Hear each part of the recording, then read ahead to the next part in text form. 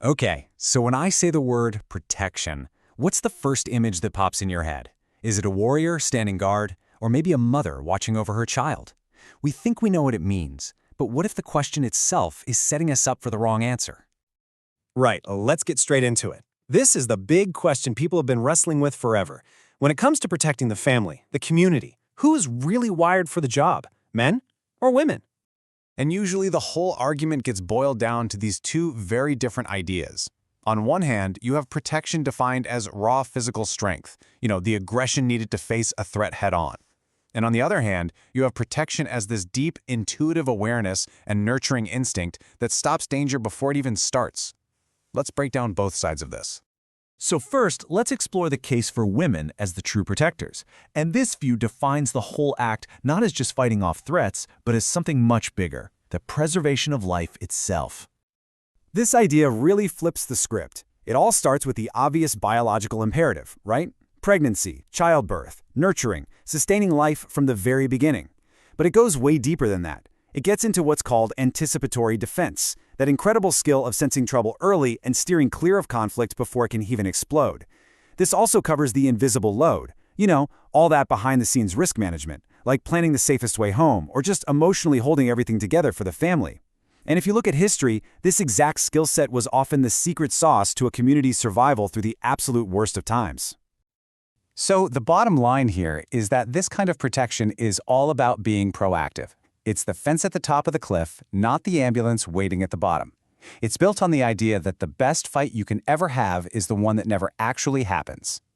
And that really brings us to the core of this argument. Defense can be a single moment in time, but protection, well, that's a constant, ongoing process.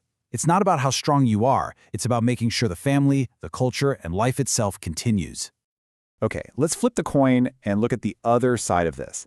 Now we're diving into the more traditional viewpoint, the case for men as protectors, where protection is all about facing threats directly. So this argument is really rooted in deep evolutionary biology.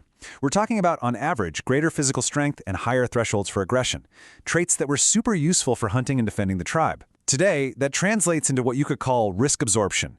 I mean, men are overwhelmingly the ones in society's most dangerous jobs, from firefighting to frontline combat. It's also about provider protection, going out, getting resources, and creating a zone of safety, and that immediate crisis response, that gut instinct to physically step in when danger is right here, right now. And a huge piece of this protective style is the willingness to self-sacrifice. It's about being the shield, the one who literally stands in the way and is willing to take the hit so that others don't have to. And here's that powerful counter-statement. If that first argument was all about ensuring life continues, this one is about creating the safe space for that life to continue. So, you see the two sides. But what if they're both right? This is where our whole conversation takes a fascinating turn.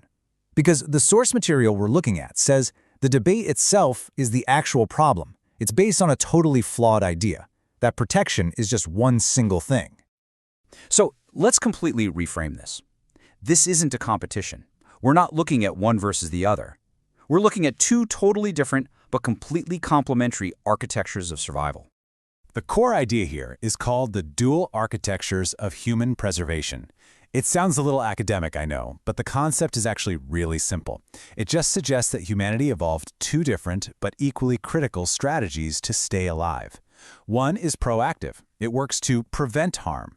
And the other is reactive. It works to stop harm that's already underway. And this table just lays it all out so clearly.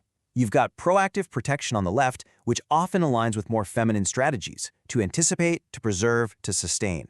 Then on the right, you have reactive protection, often aligned with masculine strategies, to fight, to shield, to confront. See?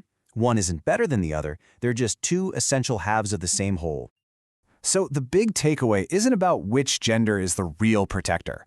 It's about recognizing that for us to have survived this long, we've always needed both of these systems working together. The ability to anticipate danger is just as vital as the ability to fight it.